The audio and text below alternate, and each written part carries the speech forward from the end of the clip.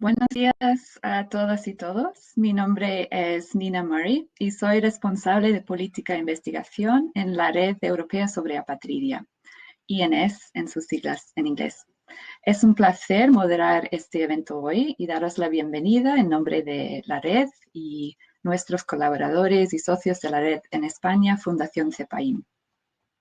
La Red Europea sobre Apatridia es una alianza de unas 150 organizaciones y expertos en más de 40 países por Europa.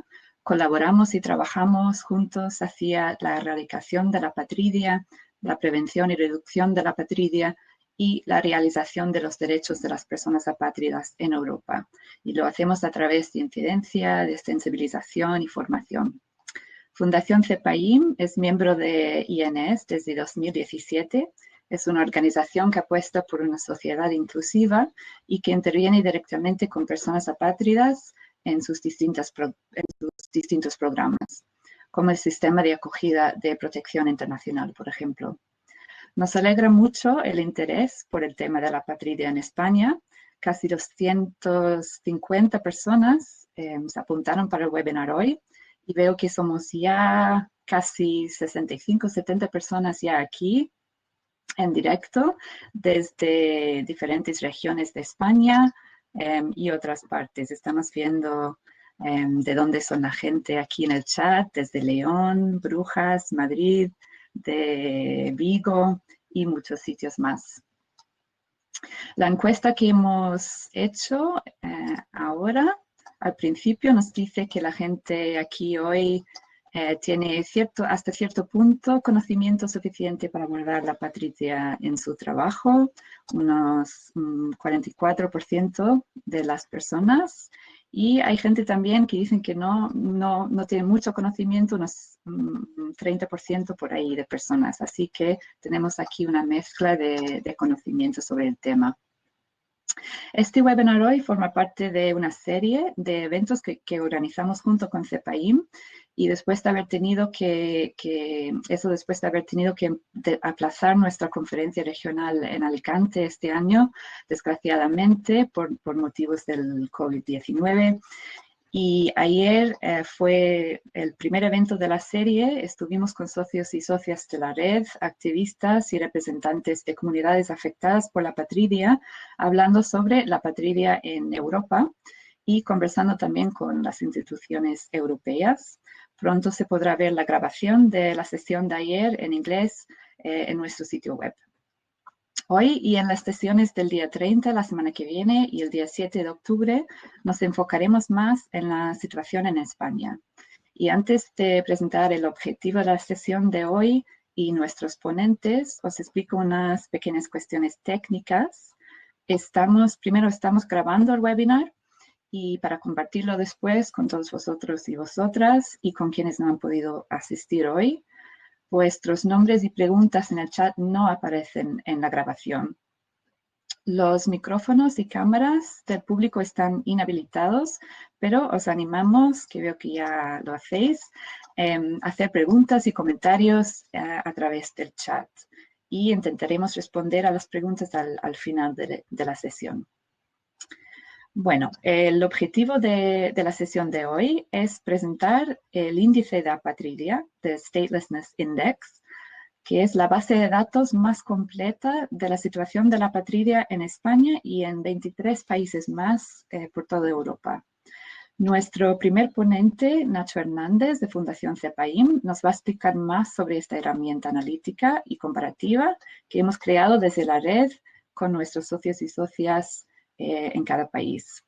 Luego tendremos a otra experta de la índice español, Alexandra Smeriak, miembro individual de la red y anteriormente apátrida. Y ella se profundizará en algunos aspectos clave del índice y reflejará sobre su experiencia personal también. Luego tendremos a dos ponentes que nos ofrecerán una valoración crítica del índice desde sus puntos de vista. Por un lado, Blanca Sánchez, desde la Oficina de Asilo y Refugio en España, y por otro lado, Paco Ortiz, desde ACNUR. Y de ahí esperamos tener unos 10 minutos para responder a vuestras preguntas antes de cerrar la sesión.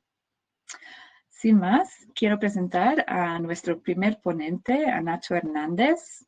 Nacho es un abogado en el Departamento de Alianzas, Incidencia e Internacional en la Fundación CEPAIM. Hola, Nacho. Hola, Nina. Te paso palabra. Vale. Gracias, Nacho. Muchas gracias, Nina, y bueno, muchas gracias a todas las personas que estáis conectadas ahora mismo. Gracias también a la Red Europea sobre Apatrida, NS, por la colaboración en la celebración de esta serie de webinars. Y bueno, pues por fin, hoy es el día en el que podemos presentar públicamente el índice de Apatridia. Voy a utilizar indistintamente index e índice a lo largo de la presentación.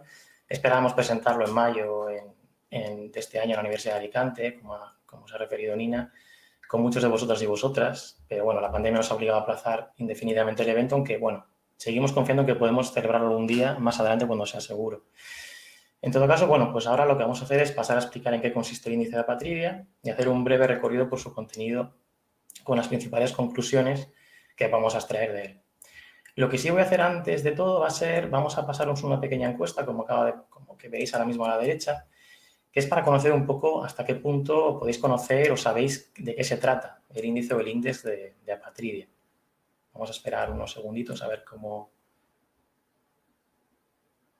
Vale, parece como que en principio es un tema más bien desconocido. Vale.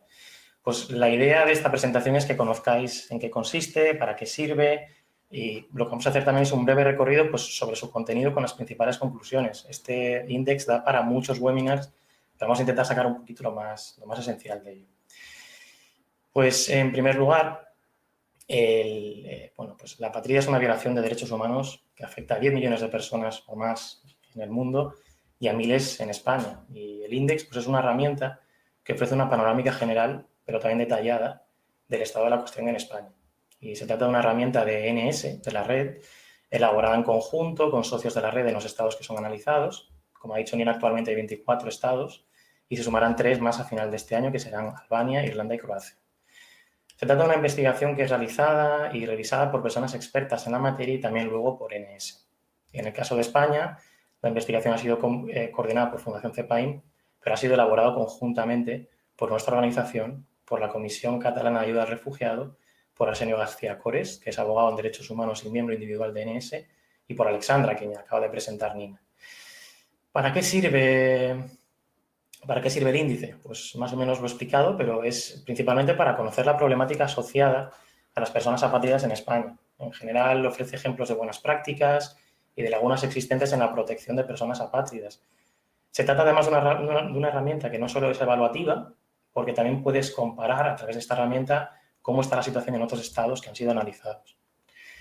¿Y a quién va dirigido? Pues principalmente, por ejemplo, a todas las personas que estáis aquí, que esto incluye pues, a personas afectadas por la apatridia, organizaciones sociales, activistas, personal académico, alumnado, prensa, personas interesadas e incluso instituciones. Y, de hecho, aquí quiero recordar las palabras de Christophe Poirel, que es director de Derechos Humanos del Consejo de Europa, que en el webinar de ayer pues, resaltó que el índice es una herramienta esencial para el trabajo de las autoridades, para conocer más sobre esta materia en el país concreto. De hecho, ahora lo que voy a hacer es pasaros 3 enlaces a través del chat para que podáis acceder directamente al portal del índice de apatía en España, que contiene pues, todos los documentos que lo componen. Y luego tenéis también otro enlace que es a la base de datos directamente, que son 28 páginas muy completas, con fuentes, y etcétera.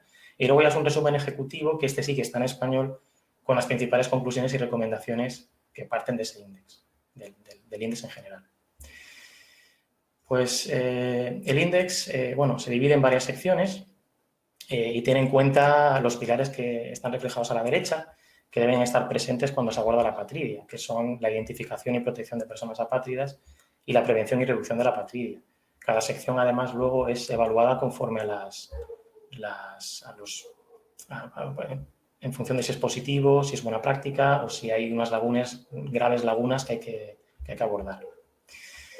También no está puesto aquí porque no se va a abordar, pero sí que hay una sección más que es sobre jurisprudencia y formación, en la que también se recogen pues, sentencias importantes sobre la materia y también espacios en los que también se puede formar a las personas sobre esta materia. Vamos a pasar ya a la primera de las secciones, Instrumentos internacionales y regionales se refiere a los tratados internacionales europeos que abordan la apatría directamente o que afectan de alguna forma a las personas apátridas.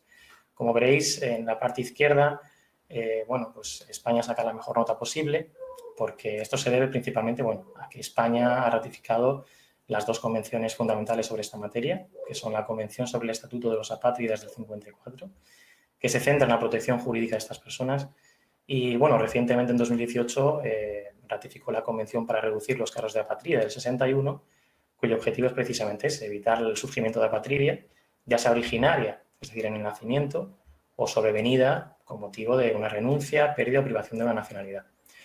Con respecto a otros tratados internacionales y regionales, la nota no es la misma, porque aquí, bueno, pues si bien es cierto que España es parte, salvo en un caso, de todos los principales tratados de derechos humanos de Naciones Unidas, no ha ratificado ninguno de los instrumentos regionales sobre apatridia del Consejo de Europa, que son el Convenio Europeo sobre Nacionalidad y el Convenio sobre la Prevención de la Apatría en casos de sucesión de Estados. Pero vamos a pasar a la siguiente diapositiva, que aquí pues va a ser muy breve porque sé que es un tema que va a abordar Alexandra en su exposición, pero sí que creemos conveniente resaltar un par de cositas aquí.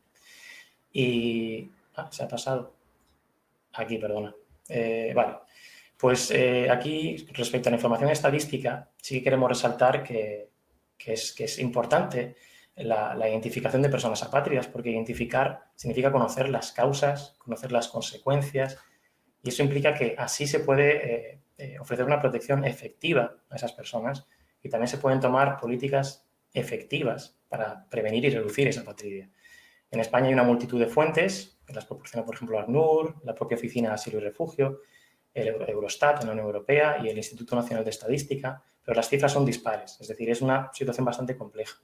Pero aquí sí que queremos resaltar una buena práctica que queremos agradecer públicamente desde aquí a Blanca y a la Oficina de Asilo y Refugio, porque por primera vez este año sí que han incluido en el informe Asilo en Cifras datos desglosados de apatridia por sexo, edad y lugar de origen, cosa que es una novedad y que viene muy bien para conocer mucho más acerca de las personas que solicitan el Estatuto de Apátrida en España.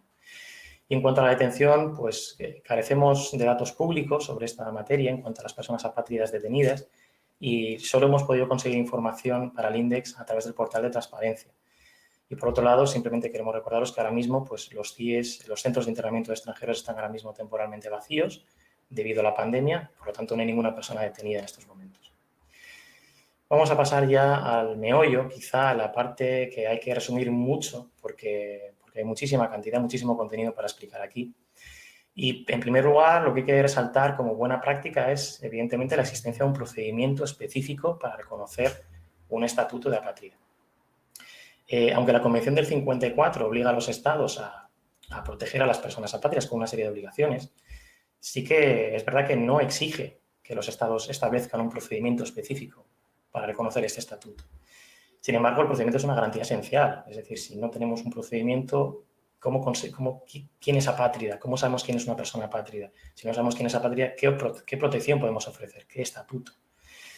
No obstante, sí que cuando nos metemos ya en el procedimiento, en su regulación, sí que existen lagunas que son graves en algunos casos. Por ejemplo, en cuanto al acceso, pues el acceso al procedimiento se ve limitado a la presentación de un formulario escrito ante la Oficina de Asilo y Refugio o ante comisarías de policía u oficinas de extranjeros.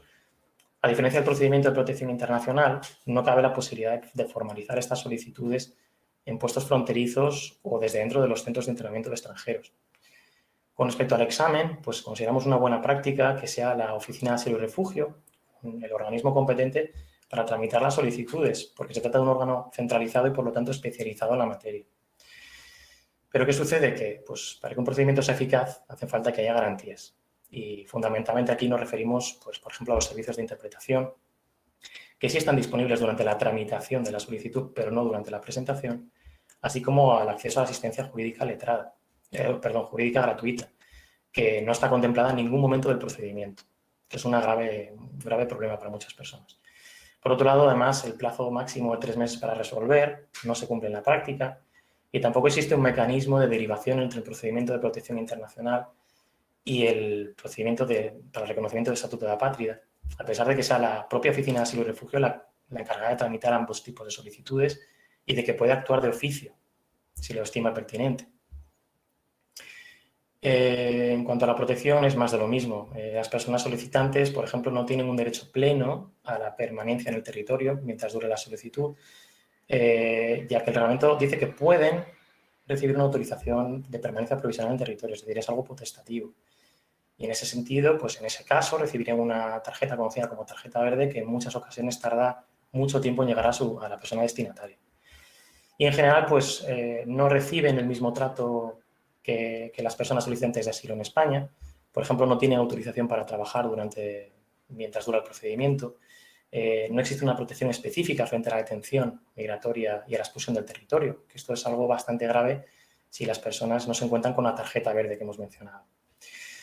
En cuanto a los recursos, pues se puede recurrir a la denegación de una solicitud del Estatuto de Apátrida en vía administrativa o en vía judicial, y aquí es donde por primera vez sí que tienen acceso a la asistencia jurídica gratuita, pero hay problemas en cuanto a la interpretación o las decisiones de la Audiencia Nacional en este sentido, porque en algunos casos pues, hay sentencias que exigen que la persona no tenga posibilidad teórica de acceder a la nacionalidad de un Estado, con independencia de los obstáculos que eso suponga en la práctica y a pesar de carecer de una nacionalidad.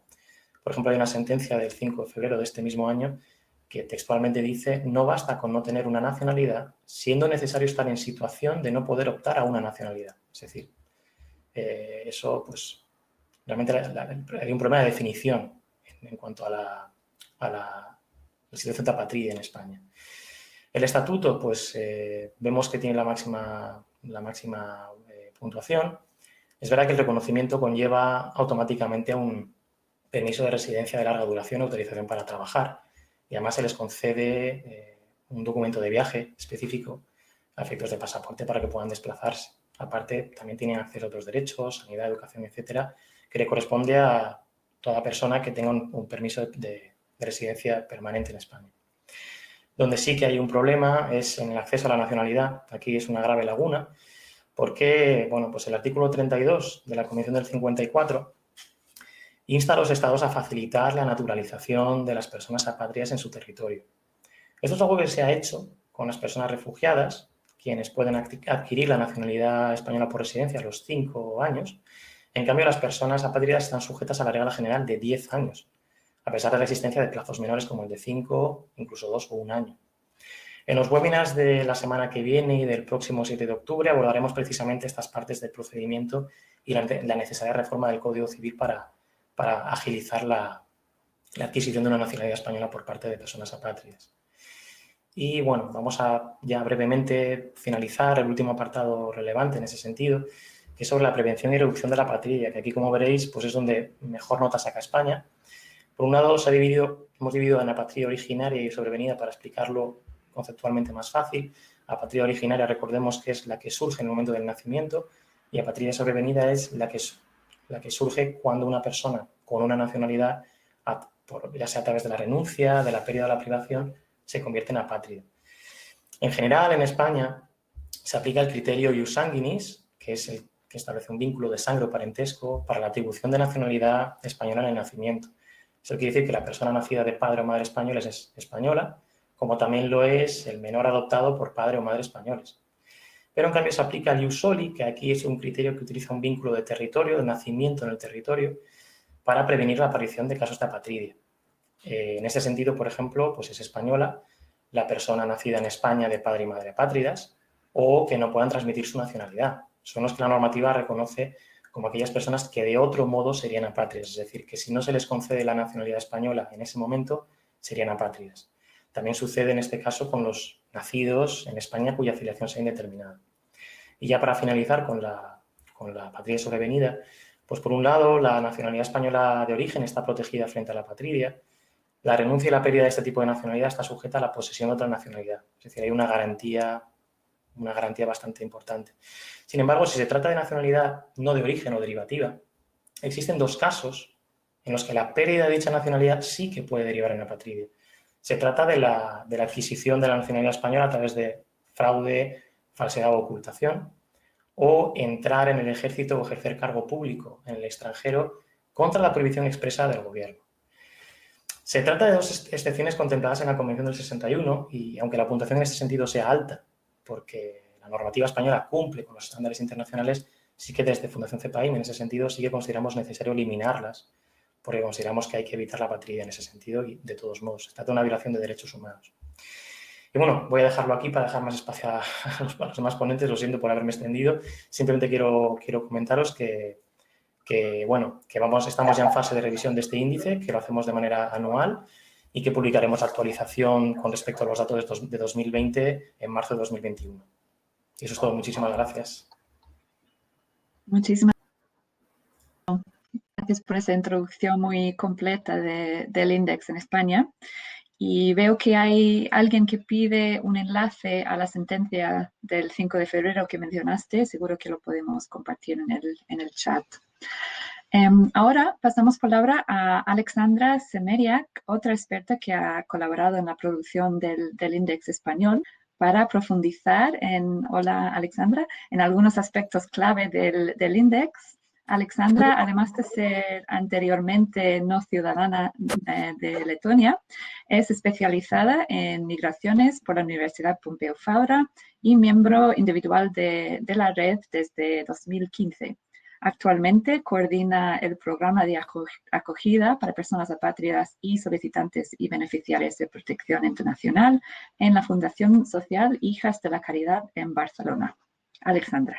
Muchas gracias, Nina, y aprovecho también para agradecer pues, a la Red Europea sobre Apatridia y a la Fundación CEPAIM por la organización de este webinar y también por la oportunidad de formar parte del equipo de elaboración del índex, ¿no? Es verdad que las personas que formamos parte del equipo de elaboración, pues ya anteriormente conocíamos parte de los datos o los habíamos accedido, pero nunca habíamos tenido acceso a una herramienta como esta que contuviera toda la información sistematizada y además con una evaluación de cómo lo está llevando a cabo España en los aspectos que acaba de explicar Nacho, ¿no? Entonces, elaborar esta base de datos desde cero pues ha sido un reto muy interesante y muy gratificante, por lo que, bueno, pues felicitar también a la Red Europea sobre Apatridia por la iniciativa y a la Fundación CEPAIM por el liderazgo en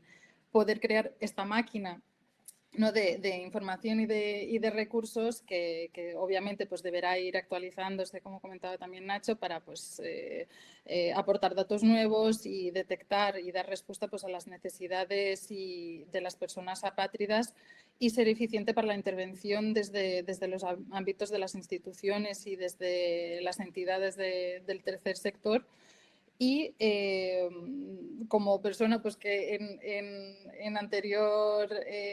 anteriormente me he encontrado pues, en una situación de apatridia, de no ciudadanía, una herramienta que sea útil y accesible pues, también para las personas que se encuentran o en riesgo de ser apátridas, para que puedan entender y resolver en la medida de lo posible su situación. ¿No? Y bueno, pues gracias por esta parte.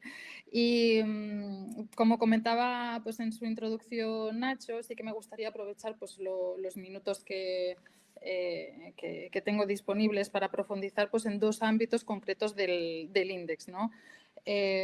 No solamente para valorar pues,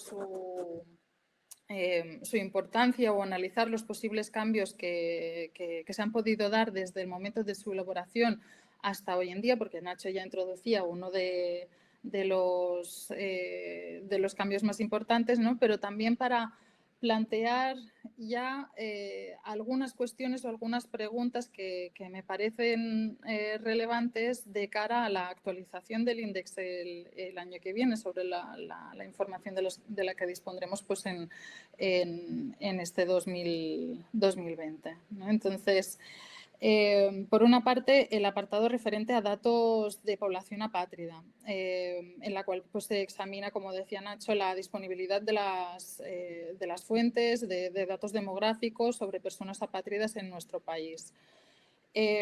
Cuando elaborábamos el índice, detectamos pues, que España tenía aspectos tanto positivos como negativos en este ámbito. Y si bien es cierto que a nivel nacional pues, contamos con varias fuentes, como introducíamos, pues, el Instituto Nacional de Estadística, los de la Oficina de Asilo y Refugio, y luego fuentes externas, o sea, proporcionadas por la ACNUR o el Eurostat, en el momento de analizarlo, pues carecíamos de información detallada, por ejemplo, del país de origen de las personas que solicitan el reconocimiento de su estatuto de apatridia, ¿no? Además, también se habían detectado algunas incongruencias relativas al número de personas en esta situación de apatridia en el país.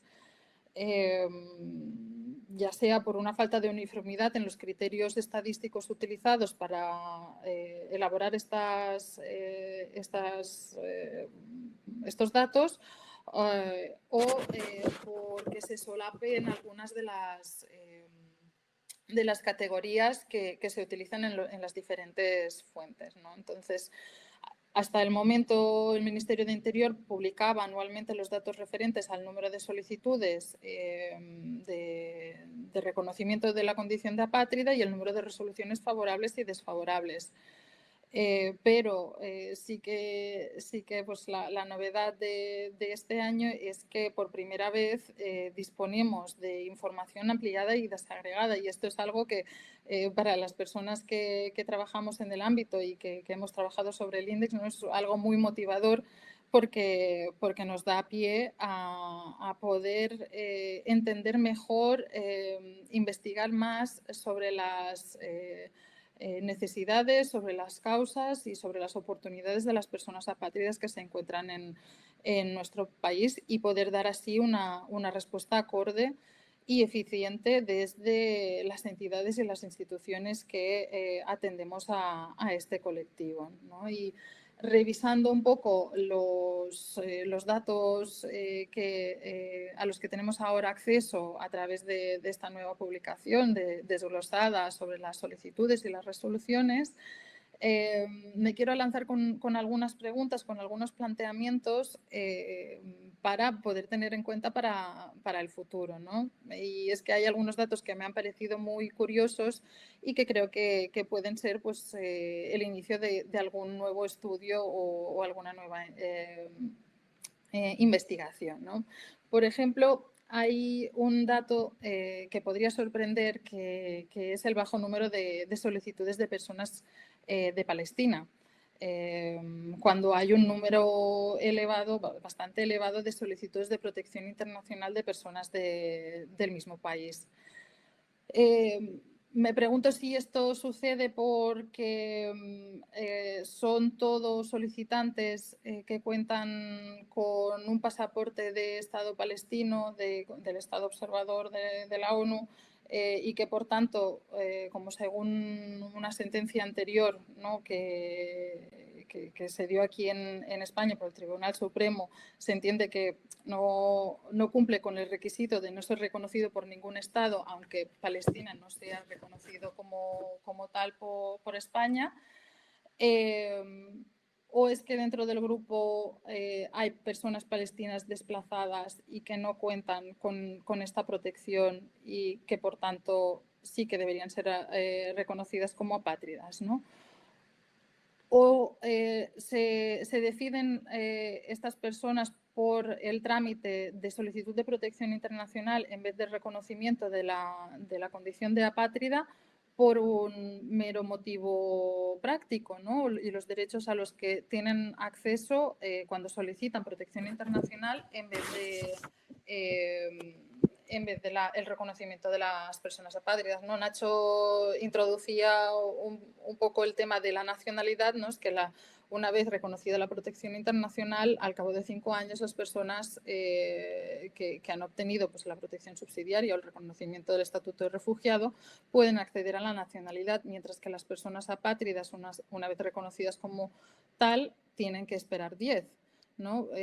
Si una persona en esta situación tiene que valorar cuál le favorece más en su situación, pues obviamente esperar 5 años es mejor que 10, ¿no? Y además, Hay otro motivo práctico, y es que durante todo el procedimiento de solicitud del reconocimiento del estatuto de apátrida, mientras la persona tiene esta tarjeta verde, no tiene autorización para trabajar, mientras que una persona que solicita protección internacional, al cabo de 6 meses de la formalización de la solicitud, ya dispone de la autorización para trabajar, ¿no?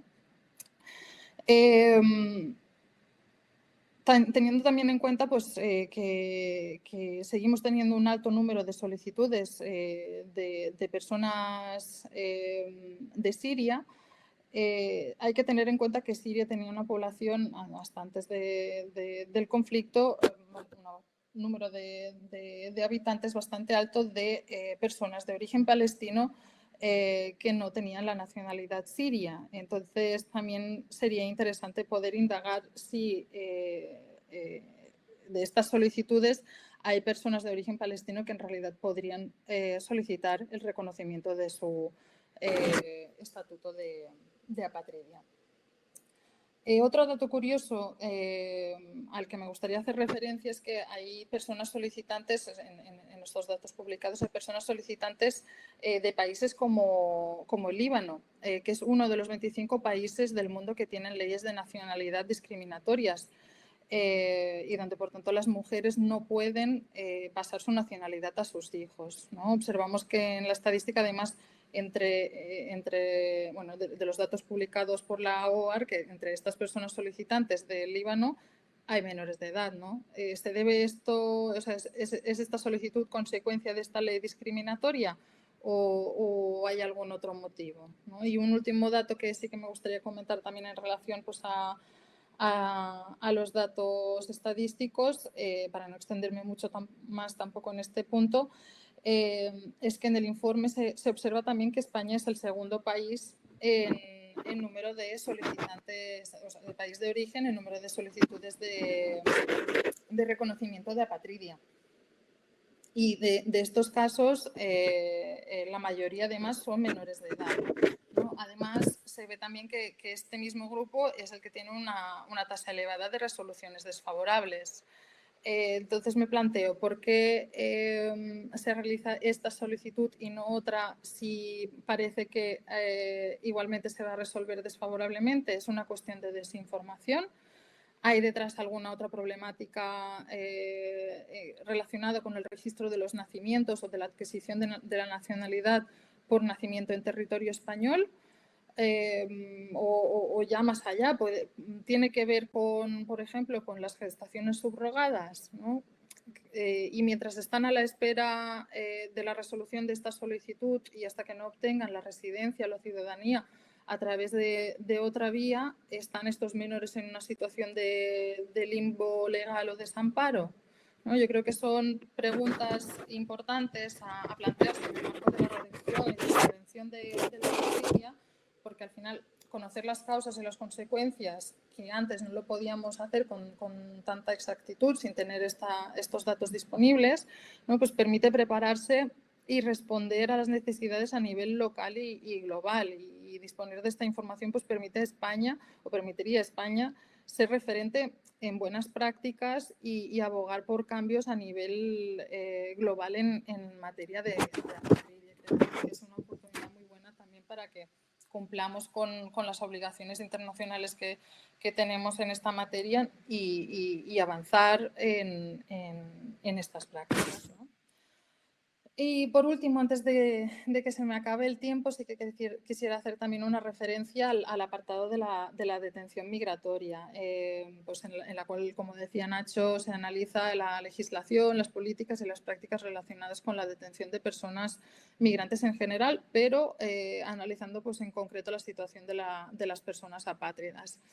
Se detectaba en el análisis llevado a cabo que a pesar de que por ley la detención deba realizarse solamente con el fin de la expulsión, que un gran número de detenciones no acababa finalmente en expulsiones, por lo que se sugería que podía haber un uso excesivo e incoherente de los poderes de detención, ¿no? Y a pesar de que España cuente con procedimientos y normativas para proteger a personas apátridas de la detención, hay una cosa muy importante a tener en cuenta, y es que la apatridia como tal no se considera una vulnerabilidad a la hora de decidir sobre la decisión, aunque es una vulnerabilidad en todos los ámbitos, y por ella misma las personas apátridas son las más expuestas a las detenciones arbitrarias, ¿no? Por ello es muy importante poder disponer de datos actualizados, ¿no? Que, como comentaba Nacho anteriormente, no disponemos de datos públicos, pero en alguna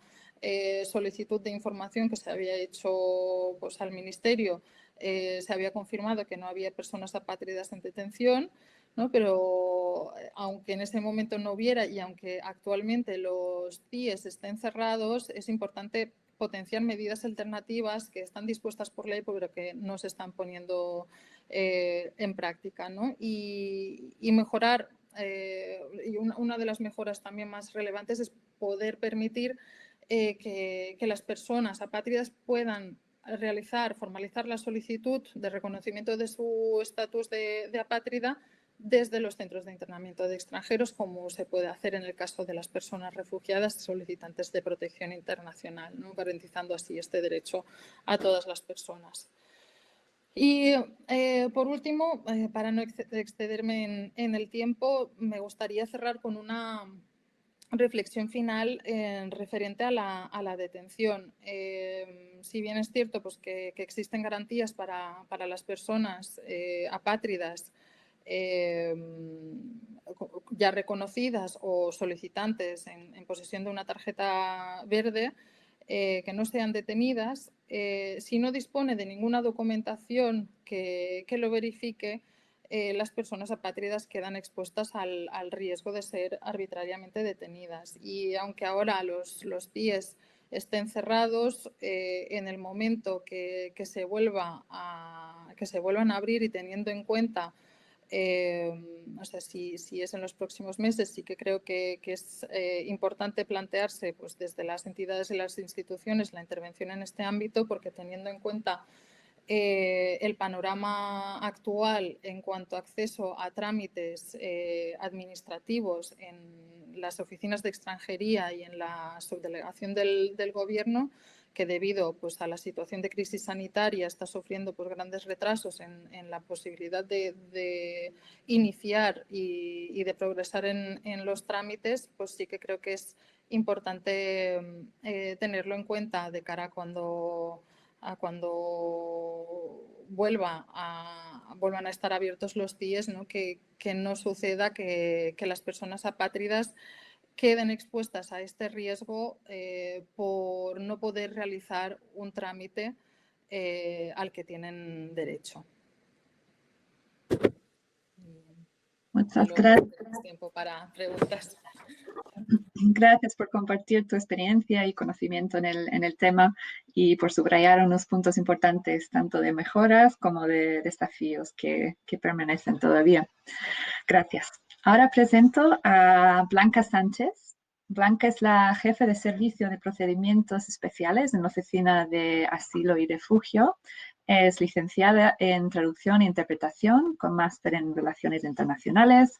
Pertenece al Cuerpo de Administradores Civiles del Estado desde 2018, desde cuando es la persona responsable de los equipos de apatridia y de frontera en la Subdirección General de Protección Internacional.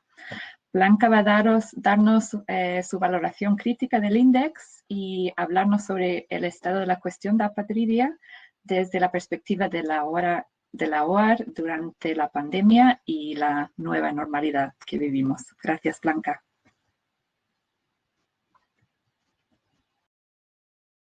Gracias a los asistentes por estar aquí. Muchísimas gracias por la organización también del seminario.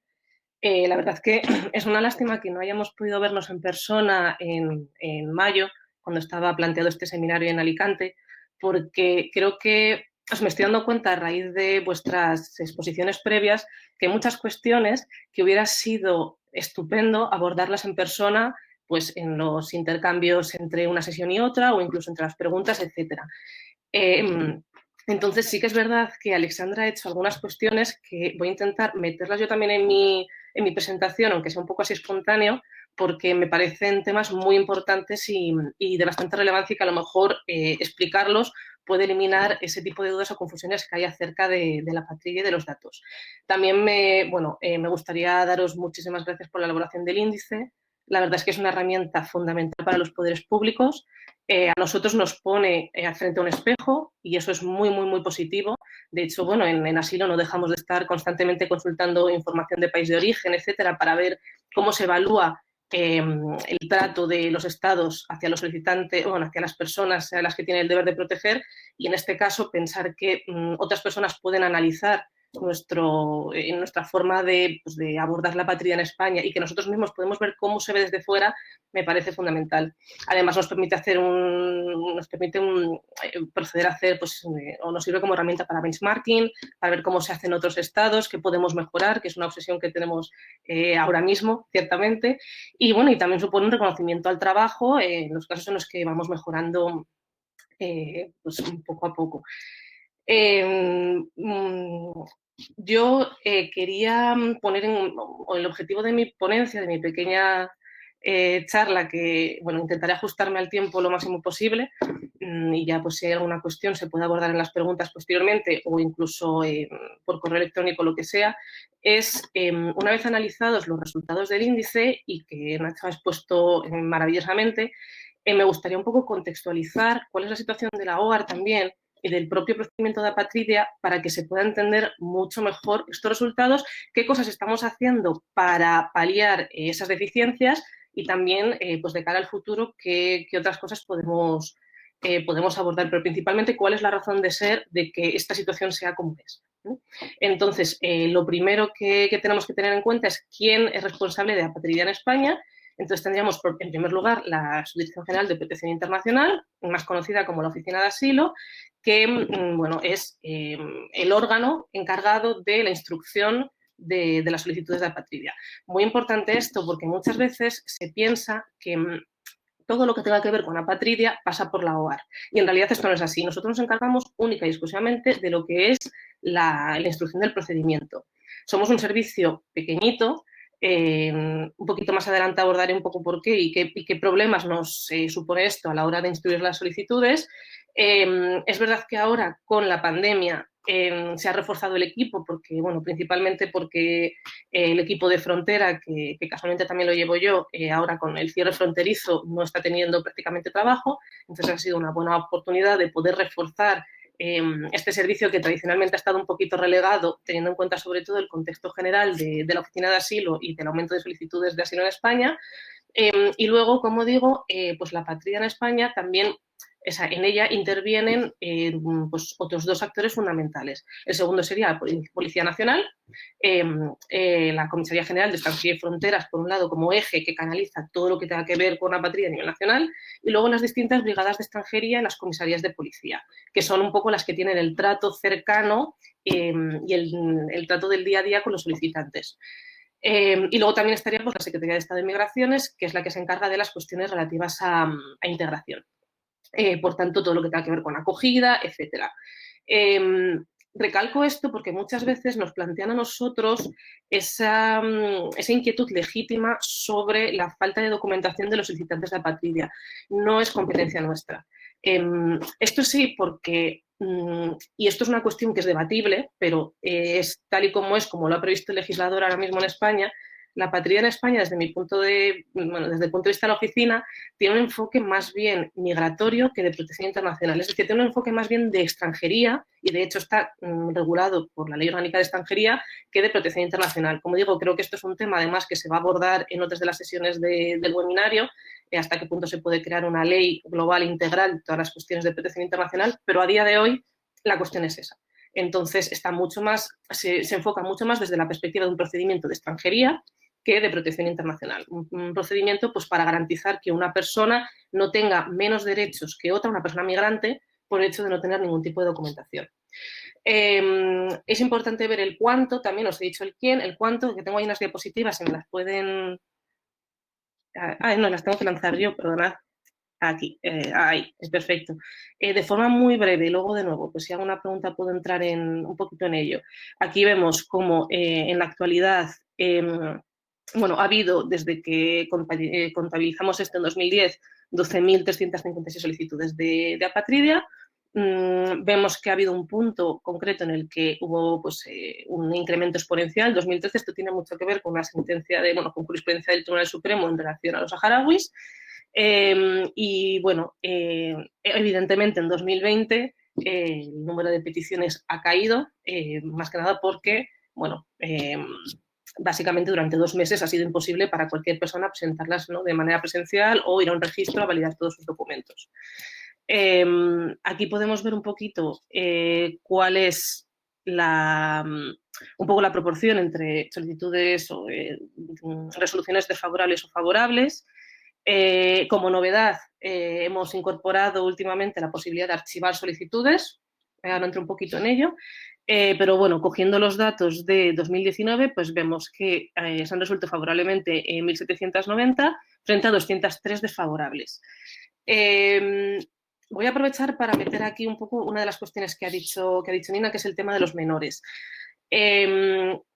También en relación con esto, la inmensa mayoría de solicitudes que tenemos son de solicitantes saharauis, ¿vale? Entonces, hay que tener en cuenta ese contexto también para entender los datos de denegaciones, etcétera. En el caso de los menores, muchos de los menores que tenemos son hijos de apátridas. De hecho, es a propósito, los padres nada más obtener el reconocimiento de apatridia, presentan la solicitud por sus hijos para que nosotros la deneguemos y de esta forma puedan ir al registro con la denegación y eso les facilite muchísimo más el trámite para la nacionalidad. Entonces, principalmente es por eso, lo cual no quita para que haya otro tipo de casuísticas, etcétera, que sería analizar caso por caso. Pero eso puede ser una pequeña explicación a por qué hay tantas denegaciones de personas menores de edad. Son nacidos en España. Y en cuanto a países, igual 2019, de nuevo, vemos es apabullante la mayoría de solicitudes de Sáhara. En cuanto a cómo es el procedimiento, pues bueno, pues como bien ha indicado Nacho, es un procedimiento administrativo, lo cual es una de las garantías básicas de la administración con respecto a los ciudadanos.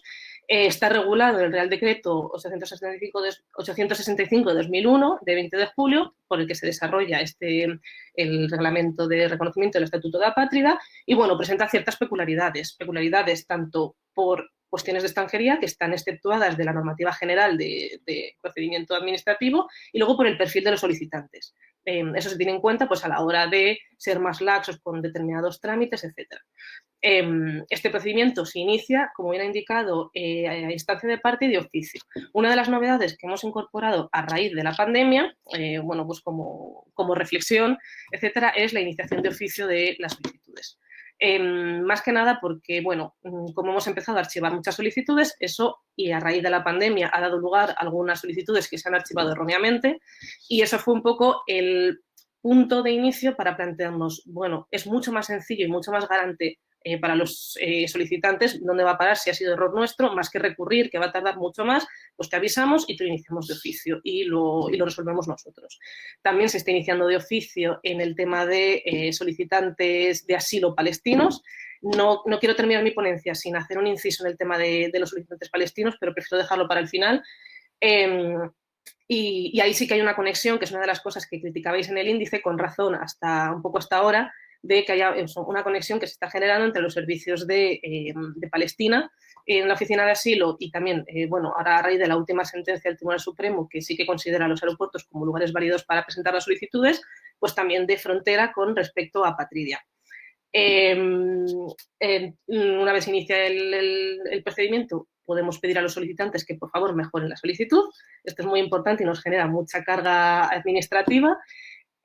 Pasamos ya, una vez que toque el orden de incoación, que puede alterarse, a una fase de instrucción en la que la carga de la prueba, por así decirlo, es compartida. Es decir, el solicitante tiene la obligación de colaborar con nosotros, tiene la obligación de quebrar, por así decir, la presunción de nacionalidad cuando tiene un documento oficial y nosotros tenemos la obligación de hacer la investigación, de recabar información, etcétera. Por tanto, es compartida. Podemos hacer una entrevista que a la hora de verdad es muy complicado de realizar, por eso no se está haciendo. Como contrapartida, intentamos ponernos en contacto con los solicitantes vía correo para decirles, por favor, entréganos esto. se hace una propuesta de resolución favorable, desfavorable o de archivo y se notifica. La notificación la hace la policía. El plazo, en teoría, es de 3 meses, pero efectivamente no estamos cumpliendo el plazo de resolución.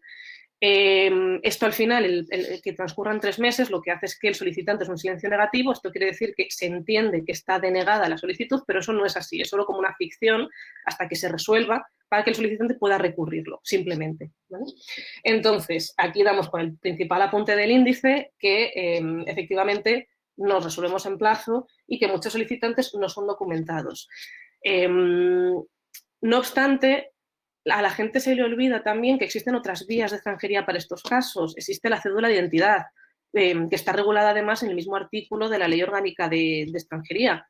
Una cédula de identidad para aquellas personas que no pueden ser, que no pueden documentarse por ningún país y quieren ser documentadas en España. Eso es importante tenerlo en cuenta, ¿vale? Entonces, ¿cuáles son los factores que hacen un poco que la instrucción de asilo sea así? En principio, o en primer lugar, el contexto de la Oficina de Asilo y de Extranjería en general, ¿no? Las condiciones de la Oficina de Asilo, pues bueno, como se ha podido ver en prensa y en medios, son bastante precarias. Contamos, el 90% del personal es interino, lo que quiere decir que de un día para otro se van y entra gente nueva, que hay un goteo, entonces es una formación constante. Pero eso no quiere decir, no merma su calidad como trabajadores en absoluto, pero sí que es verdad que no da la estabilidad propia de quien tiene una plaza de funcionario y mantiene su puesto durante mucho tiempo, si así lo desea. Luego, el aumento de solicitudes que habéis podido observar en la diapositiva, pues bueno, contrasta con el tamaño del servicio, que, de nuevo, en una oficina que recibe el año pasado 120.000 solicitudes de asilo en un año, pues al final las 3.000, 2.000 solicitudes de apatridia, nos guste o no, son un problema menor en el contexto general de toda la oficina y del problema y de la problemática del asilo.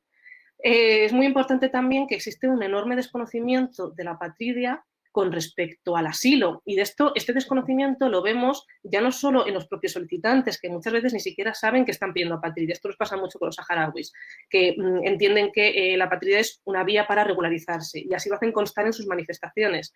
Pero es que también la propia policía no está suficientemente informada, todas las distintas brigadas y comisarias de España, y se confunden muchas veces con el procedimiento de asilo, con la tarjeta roja, pero entonces esto, pero se le puede expulsar, pero no. Pues es verdad que hay mucho desconocimiento por ese carácter mínimo que tiene en relación a toda la oficina y también en la oficina pues la parte de instrucción. Y eso es otra cosa apuntada por el índice, la falta de formación, en la que estoy absolutamente de acuerdo. Y luego, por otro lado, pues tenemos lo que es la propia idiosincrasia de los solicitantes que nos piden apatridia a nosotros, ¿no? Hemos visto la composición por países, la inmensa mayoría son saharauis.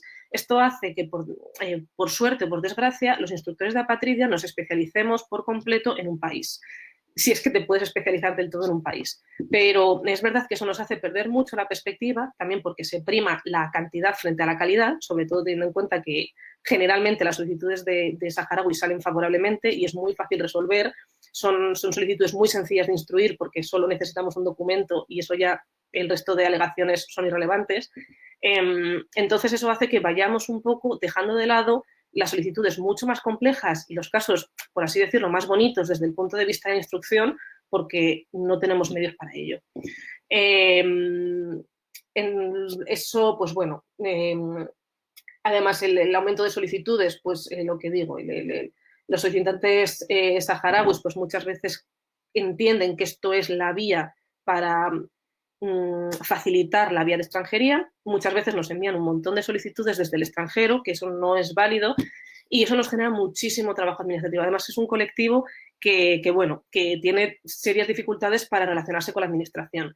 Aquí, ¿qué estamos haciendo y que hemos reforzado durante la pandemia? El contacto con letrados, el contacto también con policías de lo que comentaba antes, en comisarías y brigadas, que son pues las personas que están directamente relacionadas con los solicitantes de apatridia, los que tienen el trato humano día a día con ellos, para decirles, a ver, que me ha llamado la OAR, por favor, ven aquí, preséntate con este pasaporte, que yo sé que lo tienes, venga, vente y te lo sellamos.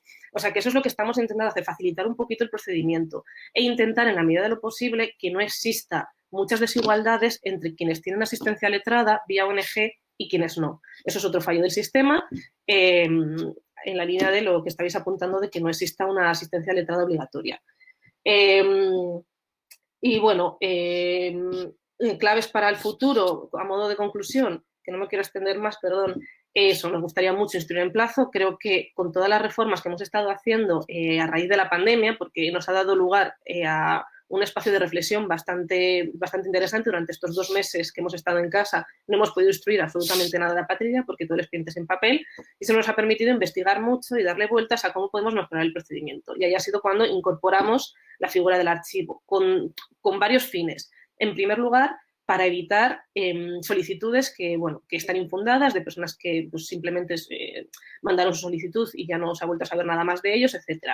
Evitar que eso colapse las solicitudes que están bien presentadas. Y que una persona que lo ha presentado todo correctamente no esté 3 años esperando su solicitud.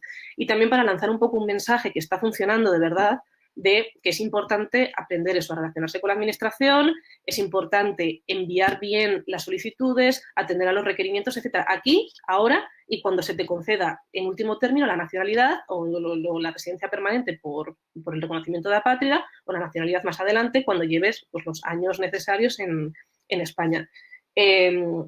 Entonces, bueno, intentamos también facilitar a los interesados el acceso al procedimiento, nueva información en la página web que estamos a punto de colgar, mucho más accesible, más sencilla, y bueno, y eso, y aceptar un poquillo pues el contacto con los actores involucrados. Con esto yo terminaría, no me quiero extender, simplemente un pequeño matiz sobre el tema de los palestinos. Es muy importante entender el dato de solicitudes de asilo en su contexto. Es decir, los palestinos, cuando piden asilo en España, porque suelen entrar por Melilla, a Europa, no suelen permanecer aquí. La mayoría de ellos se va pues, a Francia, Alemania, etc. Entonces, hay un desequilibrio muy grande entre solicitudes de asilo y personas que realmente son solicitantes de asilo en España. Esto pues, se los instruye otros países o se aplica un procedimiento de Dublín o lo que sea. Entonces, de ahí que existan tantísimas solicitudes de palestinos, porque es básicamente la vía de entrada a Europa para que luego se muevan por distintos estados. También cabe tener en cuenta que la Convención excluye a quienes reciben ya protección de las Naciones Unidas y muchos de ellos provienen de campos de refugiados. Entonces, eso a la hora de instruir también es un motivo de exclusión. Y luego, por otro lado, ellos mismos prefieren la figura del asilo porque da muchos más derechos como solicitante y bueno, además pues permite trabajar, etcétera. Aún así, estamos empezando, como he dicho, a iniciar de oficio las solicitudes. Y en el caso de los libaneses suelen ser palestinos, personas de origen palestino. Y bueno, con esto termino la intervención. Perdonadme que me haya extendido en el tiempo, pero bueno, muchas gracias. Muchas gracias, Blanca. Y no te hemos cortado porque hay mucho que decir. Y vamos a extender un poco el tiempo de la sesión, unos 15 minutos. Espero que podáis quedaros con nosotros. Gracias, Blanca, por profundizar en estos temas muy importantes y por las palabras positivas sobre el INDEX también, que nos alegra mucho que sea útil sobre todo para las autoridades competentes en la patria. Ahora, por fin, lo siento, Paco, pasamos palabra a Paco Ortiz, que es oficial de protección del ACNUR en España. Paco es el focal point del ACNUR en Apatridia en España. Es abogado y lleva en el ACNUR desde 2006. Y Paco nos va a dar su valoración crítica del INDEX y su utilidad desde el punto de vista de ACNUR. Paco. Primero, agradeceros la invitación, tanto a la Fundación CEPAIM como a INES. Y bueno, yo tengo una presentación en la que voy a intentar vincular un poco lo que es el trabajo del INDEX con la campaña I Belong para la erradicación de la patria que lanzó el ACNUR en 2014. Antes de nada, pues creo que es muy importante hablar de la importancia que tiene el INDEX en estos esfuerzos por erradicar la patria. El INDEX, no solo el INDEX en España, sino el INDEX que está realizando INES a lo largo de toda Europa, 24 países, si no me equivoco, tienen ya un índice de apatria publicado en la página web de INES, que es muy importante, pues nos permite hacer un análisis comparativo, como decía Blanca, también de las distintas regulaciones y de la distinta situación que hay en cada país y los defectos, los puntos donde se puede avanzar y donde no. Entrando un poco antes de empezar con la campaña, uno de los datos que habéis tocado en el Index, que también está dentro de los puntos que tratamos en esa campaña, es el tema de las estadísticas. Y antes, como vamos un poquito justos de tiempo, no quiero dejar esa parte fuera. Y sí que es cierto que el tema de las estadísticas es un aspecto muy importante. Muchas veces parece un aspecto menor, porque lo que nos preocupan evidentemente son los derechos de las personas, pero las estadísticas nos permiten analizar también cuál es la situación de los apátridas en cada país, cuántos hay, y nos permite establecer herramientas para poder abordar la solución de los problemas.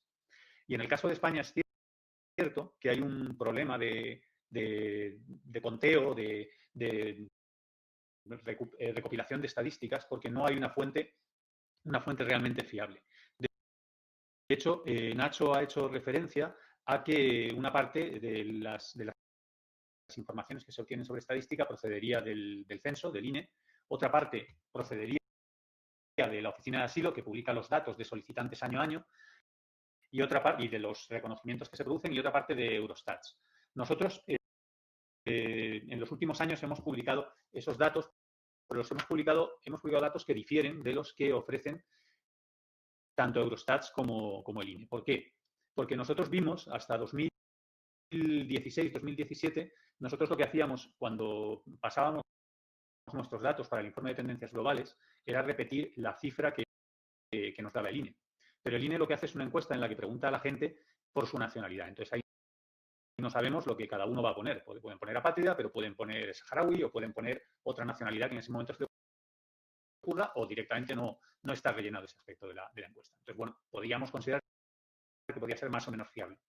Pero nos empezó a llamar la atención cuando en 2017, como digo, 2017-2018, nos dimos cuenta de que la cifra de apátridas en España había bajado con respecto al año anterior, que se situaba en torno a las 1.500 personas, y nosotros éramos conscientes de que en los 5 años anteriores España había reconocido como apátridas a casi 5.000 personas. Entonces había algo que no cuadraba, evidentemente, porque no podían haber 5.000 personas reconocidas como apátridas por España y que 3.400 se hubieran marchado, porque no tenía mucha lógica. Entonces, desde ese momento lo que nosotros hemos hecho, también para que veáis que nuestro dato no es el más fiable del mundo, es, partiendo del dato que teníamos en 2017, añadirle cada año el número de personas que son reconocidas.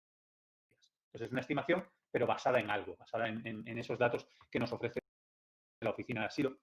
Y cada 10 años, que entendemos que es cuando una persona puede acceder a la nacionalidad, iremos restando un porcentaje en función de personas que acceden a la nacionalidad, o personas que puedan fallecer, o personas que puedan emigrar a otros estados, porque es lo que se hace más o menos para ajustar esos datos de los que no disponemos de una fuente fiable. Entonces, para que sepáis un poquito cuál es la herramienta que nosotros usamos. Si ya entrando un poquito en lo que es la campaña, y para meterme ya más de lleno en la presentación, la campaña I Belong, o yo pertenezco, es una campaña que la ACNUR lanza en 2014 con el objetivo de erradicar la apatría en un plazo de 10 años. Es un objetivo que a cualquiera se le puede antojar, que puede considerar que es posiblemente utópico y que se puede considerar incluso imposible. Y seguramente todos en el ACNUR somos conscientes de que resolver todos los problemas de apatría y de que resolver la apatría en todos los casos individuales, pues es algo que no vamos a alcanzar. Pero sí que éramos conscientes por lo que había ocurrido en los años anteriores al lanzamiento de la campaña, a partir de una reunión de alto nivel interministerial en el año ministerial en el año 2011, de que se podía cambiar y de que estaba empezando a haber una voluntad política en determinados estados para mejorar la situación de la apatría, para mejorar las leyes de nacionalidad. Entonces, por ese motivo, la Asamblea General de las Naciones Unidas decidió poner en marcha esta campaña, con una serie de plazos y con una serie de acciones que nos permitiera mejorar la situación.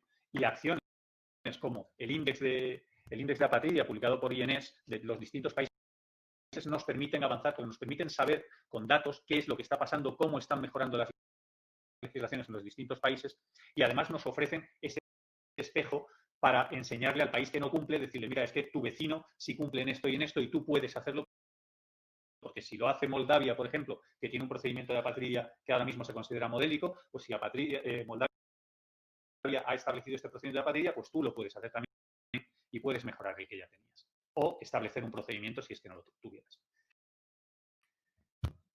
Entre otros datos que nos movían, que movían al ACNUR a impulsar esta modificación esta campaña para erradicar la apatridia, pues era la constatación de que había muy poquitos estados que hubieran firmado las convenciones. En 1950, la Convención de 1954, ahora mismo estamos hablando de que hay 91 estados firmantes y de la Convención de 1961, 73. En 2011 el número era significativamente más bajo y poco a poco estamos viendo cómo ese número está creciendo. Entre ellos, España, en 2018, accedió a la Convención de 1961, como ha señalado Nacho anteriormente. Luego nos encontrábamos que había un número significativo de estados que carecen de salvaguardas para prevenir la apatridia al nacer. Al nacimiento. España sí cuenta con esas salvaguardas. Y aquí hay que decir, además, que España es un ejemplo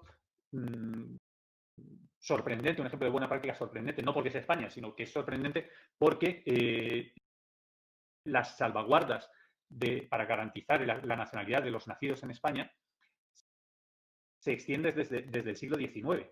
Es una legislación muy anterior a que esta preocupación generase la obligación de establecer una convención en 1961. Ya cuando se promulga en 1880 y pico, creo que es el Código Civil, ya se encontraban esas salvaguardas en el propio Código Civil. No ha sido necesario realmente que se produzcan cambios legislativos para adaptar la legislación de nacionalidad española a las previsiones de la Convención de 1961.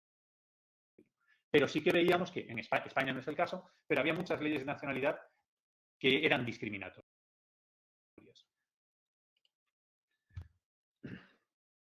Entonces, ¿eso de qué procede? Pues eso procede de que hemos constatado que hay una voluntad política de excluir. Vemos que un 75% de los apátridas pertenecen a minorías. Y ahí, por ejemplo, el caso más significativo, el caso saharaui es el más conocido aquí en España y, por supuesto, es un ejemplo que además tiene una vinculación con la protección internacional, porque es una vinculación, una situación, un conflicto entre distintos estados o un conflicto dentro de un estado, entre diferentes estados o procedente de la colonización, de la descolonización, como queramos llamarlo. Pero también tenemos el ejemplo más conocido, que es el ejemplo de los rohingyas en Bangladesh, en Myanmar, perdón, los rohingyas en Myanmar, que son personas que pertenecen a una etnia, a un grupo étnico, a una minoría, y que no es reconocida la nacionalidad, no les es reconocida en el lugar donde nacen. Y ese no reconocimiento de la nacionalidad, pues les impide acceder a muchos derechos.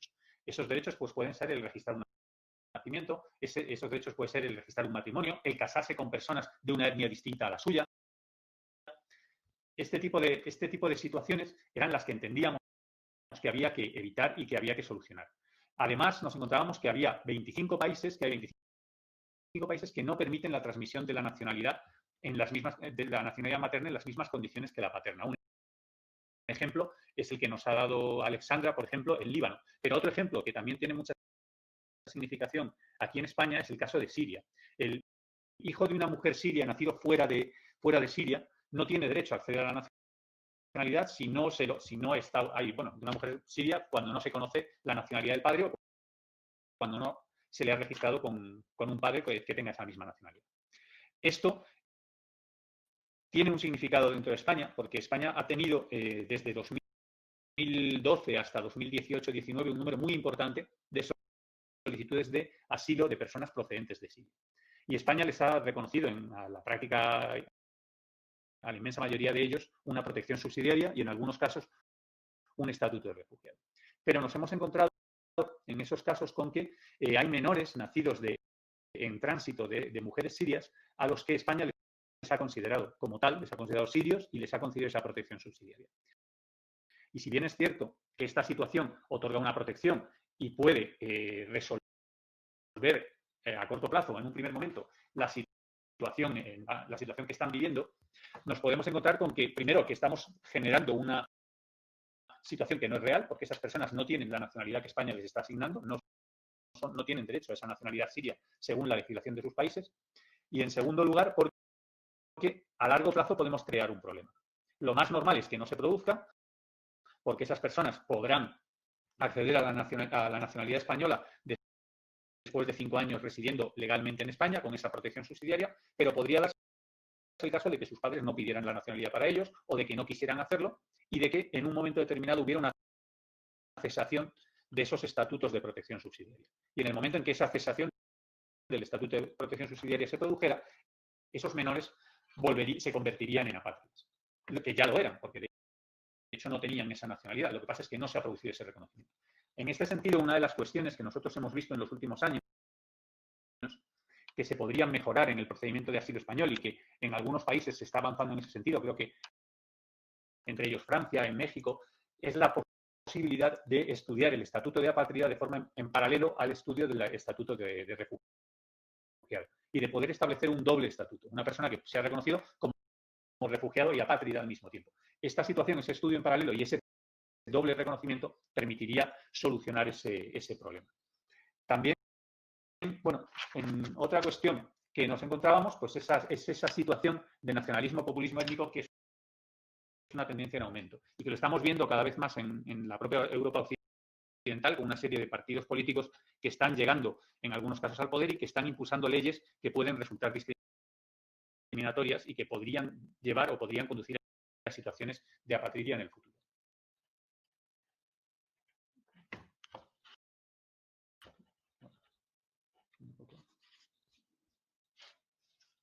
Perdonad, es que no se me ha bloqueado la pantalla y no podía pasar de diapositiva.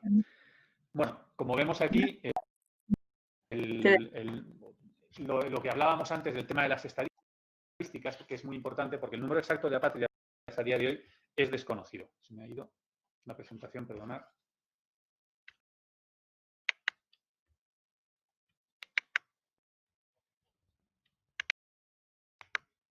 Bueno, aquí está.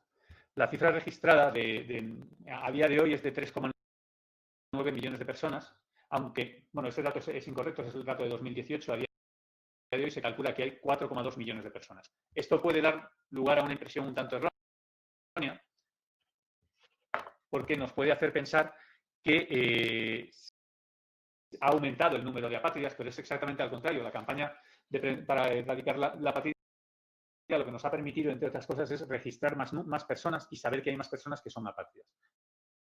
El cálculo que se establece sobre el número de personas apátridas en la actualidad está en torno a los 10-12 millones que comentaba Nacho también al principio, pero hay datos incluso más alarmantes. El Banco Mundial hablaba de 1.000 millones de personas con problemas para acreditar su identidad.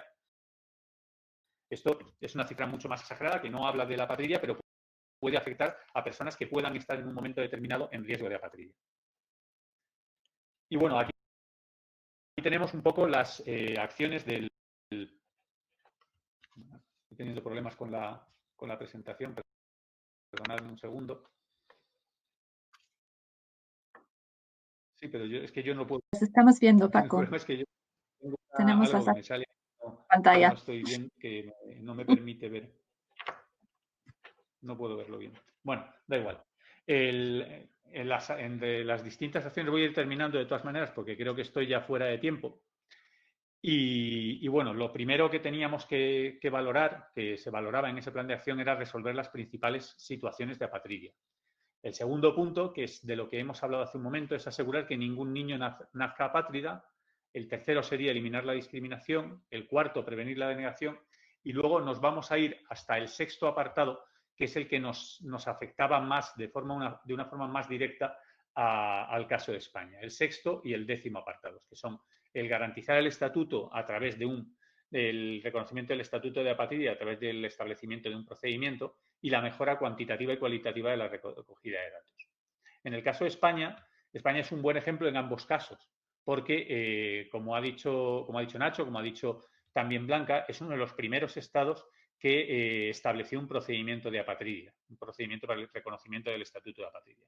Pero, como también ha comentado Nacho, ese procedimiento pues tiene fallos importantes y fallos en cierta medida que proceden de lo que comentaba Blanca, de que es el desarrollo de un artículo, de un apartado de un artículo de la Ley de Extranjería. No tenemos una ley de apatridia ni está integrado dentro de la Ley de Protección Internacional que pudiera establecer un catálogo de derechos y un procedimiento más detallado que permitiera realizar un procedimiento más adecuado. ¿Esto qué supone? Pues esto supone, pues como han comentado, pues situaciones problemáticas como son la duración de los procedimientos, como son el acceso a servicios de acogida o a trabajo, el problema de la documentación, el hecho de que no se garantice la documentación a todos los solicitantes. Y luego, además, nos lleva a una cuestión que también ha apuntado Blanca, que es a la confusión con otros procedimientos de extranjería, que es como es el procedimiento de las cédulas de inscripción.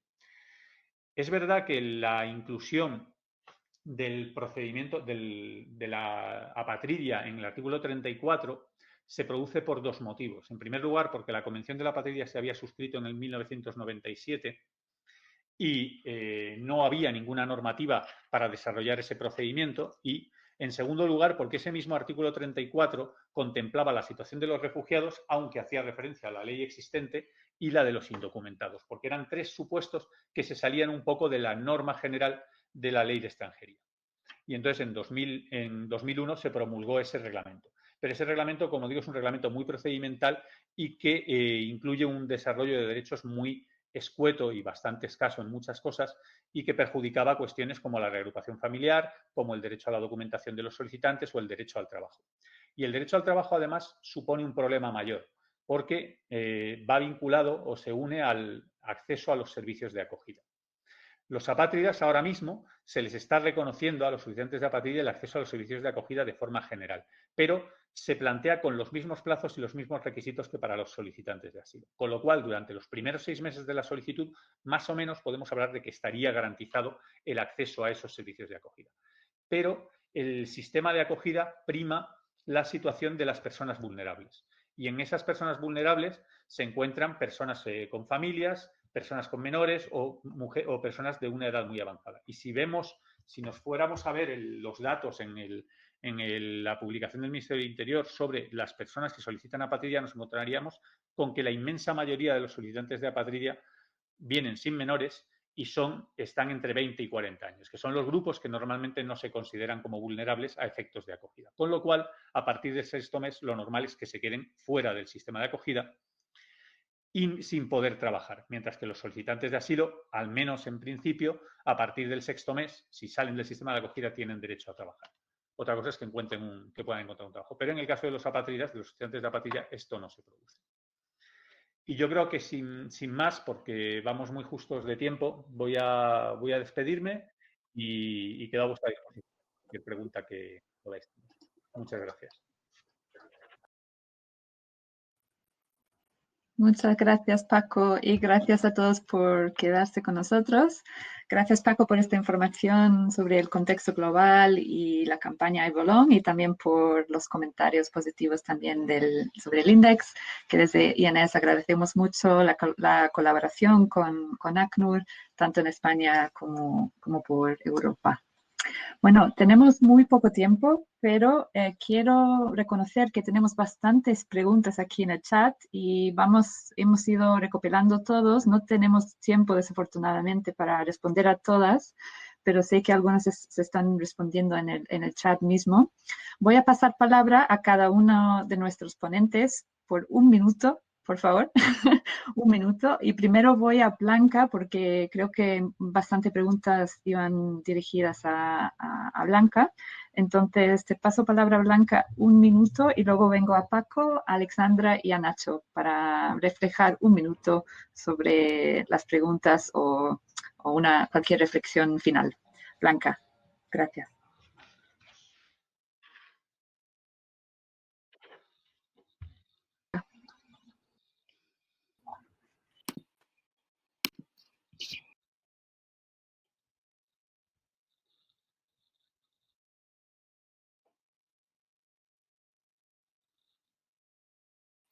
¿Me escucháis ahora? Vale.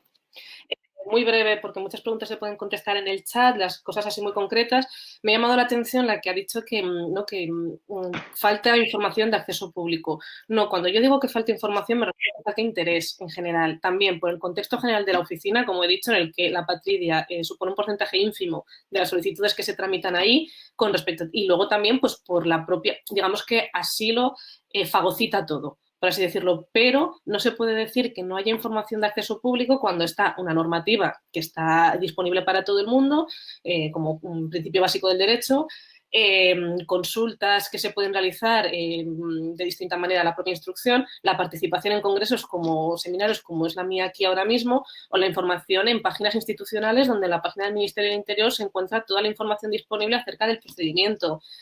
Por tanto, es eso, hay que entender bien el contexto, por eso me he centrado mucho en eso. Y por último, recordar que en España el reconocimiento de la patria se hace de iure, es decir, una pregunta que me han hecho también de una persona que no quiere optar a la nacionalidad mauritana de su madre, es que la gracia de la patria es que desaparezca, por eso se hacen campañas como la de I Belong y por eso se crea este procedimiento. Es deseable siempre tener una nacionalidad antes que ser apátrida, por eso siempre va a primar que una persona pueda acceder a una nacionalidad, es decir, que sí que sea reconocida como tal por un Estado, como nacional por un Estado, independientemente de los trámites administrativos que tenga que hacer para ello, a que esa persona directamente no opte a esa nacionalidad, porque siempre va a ser más deseable desde el punto de vista administrativo. Ya esta es respuesta expresa.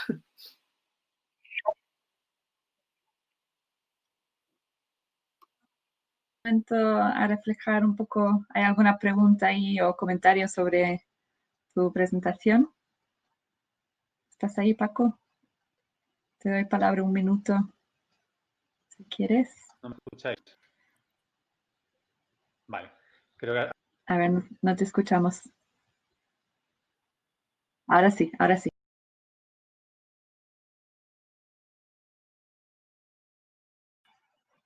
No, te has ido. Digo que es algo que yo quiero recordar, que no hemos dicho prácticamente en toda la presentación, o lo hemos dicho muy poco, que es recordar que la patria, hemos hablado del índice, de los defectos que hay en los distintos procedimientos, de las potencialidades que hay, etcétera. Pero creo que lo que tenemos que poner el énfasis siempre es que la patria es una violación de derechos humanos fundamentales, que está reconocido como el derecho a una nacionalidad en el artículo 20 de la Declaración Universal de Derechos Humanos, no se nos debe olvidar eso, que viene de una convención internacional y que esa convención internacional lo que establece es un estatuto de protección internacional. Por eso la insistencia en vincularlo también con la protección internacional y desligarlo de otras regulaciones con un carácter más administrativo como es la legislación de extranjería. Muchas gracias. Gracias, Paco. Muchas gracias. Y ahora paso palabra a Alexandra. ¿Estás ahí? No sé si quieres responder alguna pregunta o alguna última palabra. Sí, bueno, comentar muy brevemente que coincido con lo que comentaba al principio de su presentación Blanca sobre que hubiera sido muy interesante poder disponer también de más tiempo y presencialmente poder debatir pues todos los subtemas que salen de este tema que nos ha juntado aquí hoy. Y nada, esperemos que en un futuro a corto o medio plazo podamos hacer esa reunión, esa conferencia que habíamos planteado para poder indagar más pues, en toda esta información nueva y que recopilamos a través del INDEX, pero también la que nos comparten desde las autoridades competentes. Entonces, nada, agradecer a todos por las aportaciones y la información porque ha sido muy interesante. Y tenemos por fin, pero a ver si está Nacho. Paso palabra a Nacho de Fundación CEPAIM para sus últimas palabras. Nacho. Vale, perfecto. Perdona. Pues bueno, quería recoger un poco también, básicamente quería recordar un poco lo que ha dicho también Paco precisamente ahora, porque viene a colación porque queremos animarlos también a presenciar los siguientes webinars del día 30 y el día 7 de octubre, y también para recordar un poco, pues bueno, que es cierto que la patria, así como la protección internacional es una figura más conocida y más mediática, pues la patria en España existe un desconocimiento importante. Y al final, pues se trata de una grave violación de derechos humanos, como ha dicho Paco, no solo por la vulneración del derecho a una nacionalidad, sino el hecho de que la falta de acceso a una nacionalidad impide la ejecución, el ejercicio de otros derechos también humanos y fundamentales. Y en ese sentido, pues la patria está invisibilizada y no forma parte del debate público en torno a la política migratoria.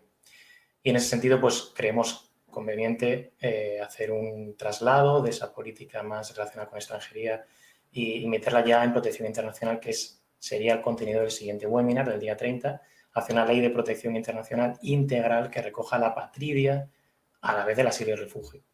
Y ya pues para finalizar simplemente queremos deciros que, bueno, que el Index es una herramienta fundamental para que se conozca qué es la patria en España, también en los estados europeos, y que, bueno, pues que también favorece el fomento de la incidencia política en ese sentido. Y nada más, simplemente daros muchísimas gracias a Nina, Paco, Alexandra, Blanca y a todas las personas que estáis por aquí, y que nos vemos el miércoles que viene. Muchísimas gracias, Nacho. Ahí concluimos nuestro segundo seminario de la serie. No olvidéis registraros para las siguientes dos, la semana que viene, el día 7 de octubre. Y muchísimas gracias a nuestros ponentes, a nuestro público, las 70 personas que se han quedado con nosotros, y que tengáis un buen día, cuidaos mucho y nos vemos pronto. Adiós.